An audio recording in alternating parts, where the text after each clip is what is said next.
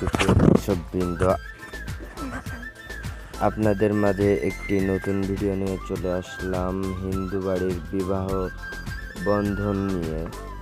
তো এখন আপনাদের মাঝে কিন্তু ছেলে এবং মেয়ে উভয় পক্ষ থেকে কিন্তু ছেলে কড়ি সেরে রাখবে আর মেয়ে খুঁজে বের করবে, আর মেয়ে সেরে রাখবে, ছেলে বের করবে।